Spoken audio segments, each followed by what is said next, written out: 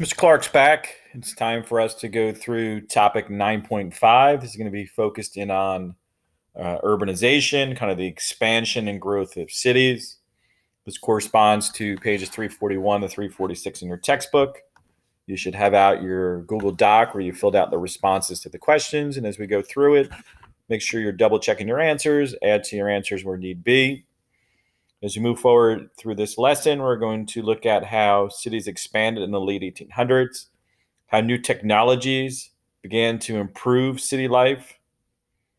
We'll evaluate some of the problems that would be caused by rapid urban growth and what the city dwellers tried to do to solve them. So as Americans migrated to the cities, the text points out that a historian once noted that the United States was born on the farm but moved to the city. What does this statement mean? You're to put this in your own words. So once again, if you have something similar, it's fine. You don't have to rewrite or cross out or delete and retype. So originally, the United States was an agriculturally based country, meaning that just about everybody farmed. There was very few, if any, big towns, very few, if any, cities. In the beginning, the vast majority of Americans lived and worked on farms. After the Industrial Revolution, cities began to expand, and we became an industrialized country. The text points out that in 1860, only 16% of Americans lived in cities in cities of 8,000 or more people. So that's basically a town that the size of, Metuchen's a little bit larger than that. So basically in 1860, 84% of all citizens in America lived in towns or communities smaller than Metuchen. By 1900, the percentage of people living in cities had doubled. So we're seeing in just a short period of time of about 40 years, we saw the number of people living in cities double. When you see the term urbanization, what does this mean? Urbanization is the growth and expansion of cities. You've often heard of urban areas or urban America or the suburbs. Well, that's where those terms kind of come from. Urban means city life, suburbs means just outside of the cities. With urbanization led to many more jobs with higher and more stable salaries or wages. Cities also offered greater educational opportunities. Often your small town communities, your farming villages, things like that. You'd be fortunate if you had a one-room, kind of one building school for all school-age children. Very often multiple grades would be together.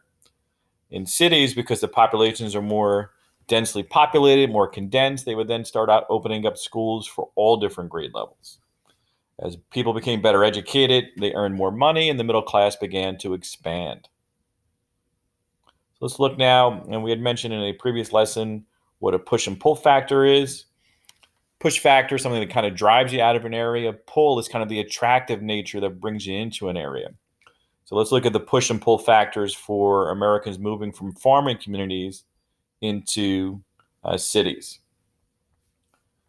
So the push factors, unpredictable weather conditions, which meant that farming prices and what you can sell from your farm may vary a little bit.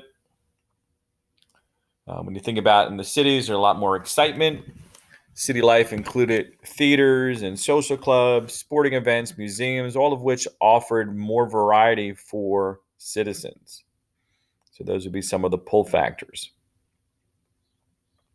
Comparing rural and urban populations, you can see here in different periods of time with the orange color representing rural or farming America and blue urban America. So basically we had an 80-20 split in favor of rural America in 1860.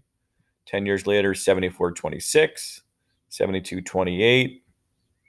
By 1890, 65-35. And then continuing along, eventually by 1920, for the very first time, we're going to see more people living in cities than in rural America. So it took roughly 60-year period of time from 1860 to 1920 to go from a vast majority of people living in farming communities or rural America into cities. Question 4, what opportunities did women have in cities during the late 1800s and early 1900s?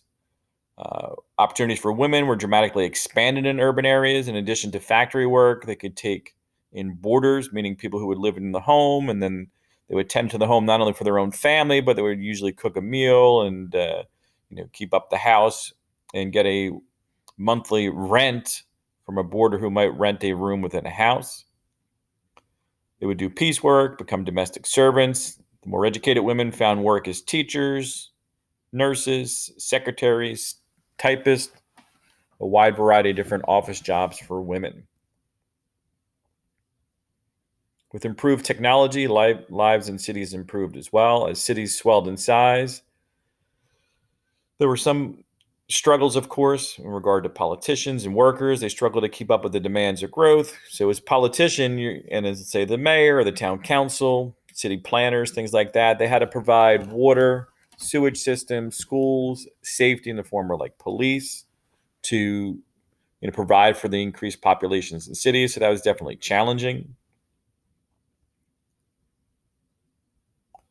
When you think about the modern day city, we often think about the skyline, like the New York City skyline. As you're kind of heading to the city, you can see that as you're moving closer and closer to the city. But what made skyscrapers possible during this period of time? And that was, of course, the development of the steel industry. Steel building frames, as well as the development of new and safe elevators, helped to make the construction of skyscrapers possible. Skyscrapers, in turn, greatly increased the amount of office space open to businesses. Also, too, we're going to see apartment complexes begin to build upward as well. It's going to meet the demands for housing for the growing city populations. This home insurance building in Chicago was the first building in which a steel frame supported the outside walls, making a taller and stronger building. Question 7, in 1888, Richmond, Virginia, what revolutionary invention was introduced and how did this impact city life? Electric streetcars allowed for people to commute from longer distances from their homes to their jobs. Within a decade, so by, let's say, the end of the 1800s, moving into the 1900s, just about every major city in the United States had some form of electric cable car systems.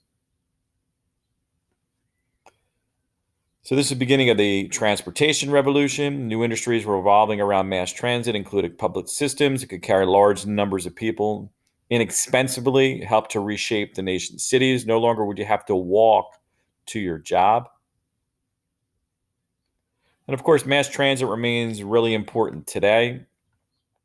Growing populations and environmental concerns make mass transit a key component of protecting the planet, dealing with issues of climate change, and making us more of a green planet. Question 9 was just an opinion question.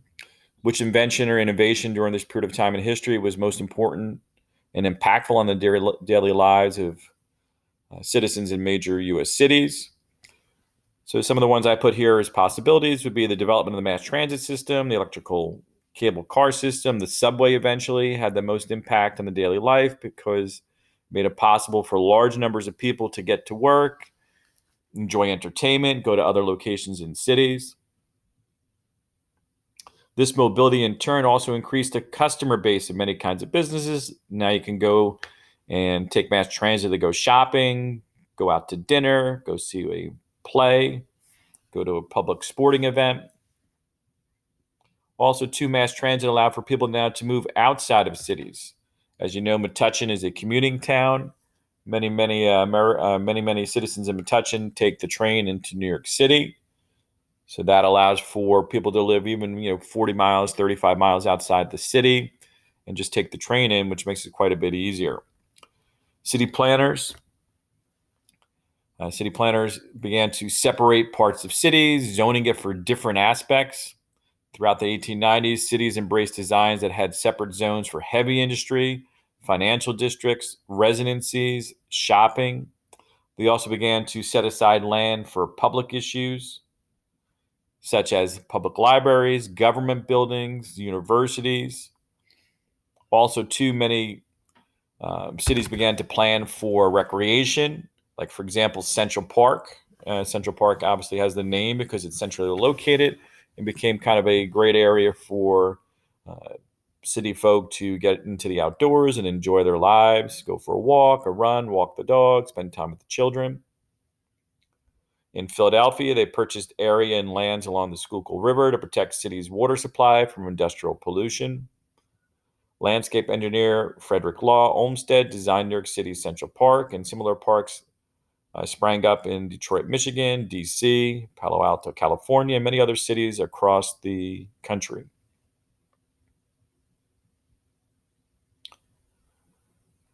Urban living created some social issues, and of course, those of us who went on the tenement trip were able to see firsthand what a typical tenement might look like in New York City during this period of time in history.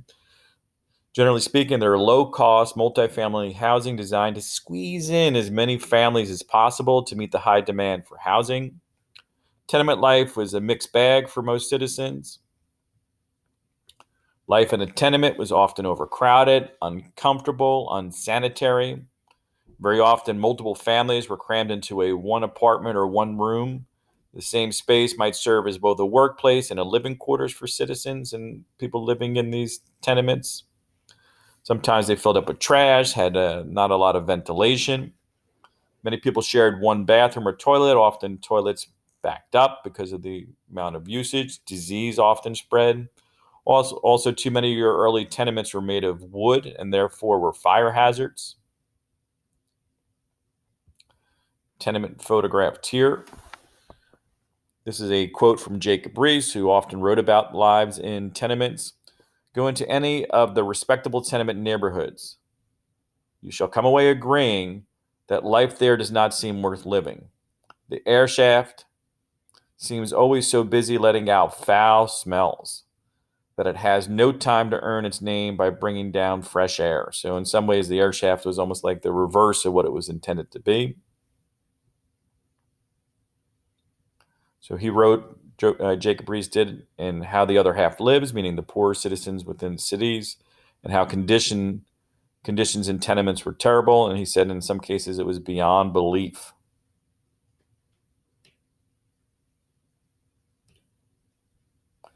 Now, of course, cities are also breeding grounds for epidemics like cholera during the late 1800s. We've even seen in the more contemporary times with the pandemic that has broken out here in 2020.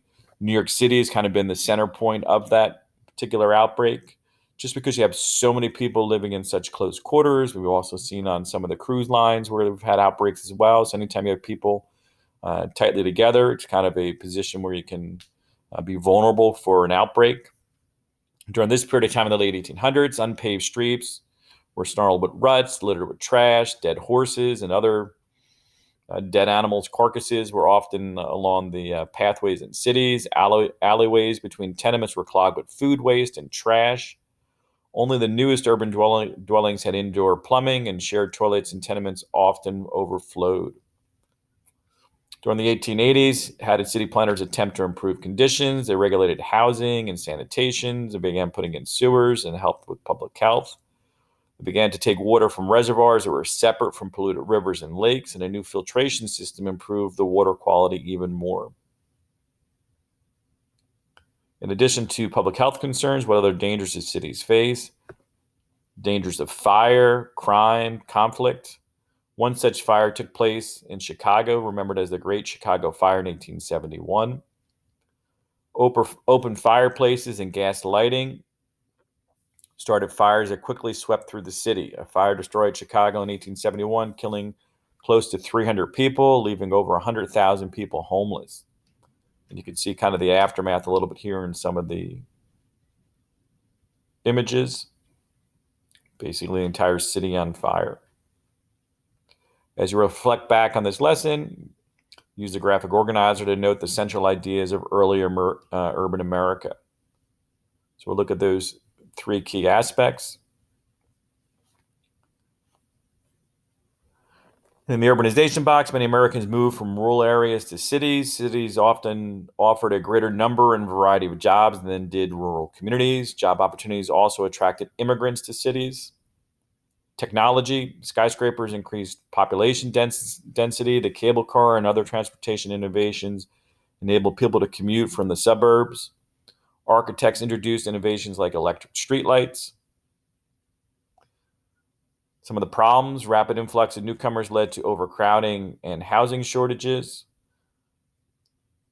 Sanitation was often poor, epidemics killed many people, and crime was very often difficult to control. Hopefully, you enjoyed 9.5. A quick look here at city life. Until next time, Mr. Clark is out.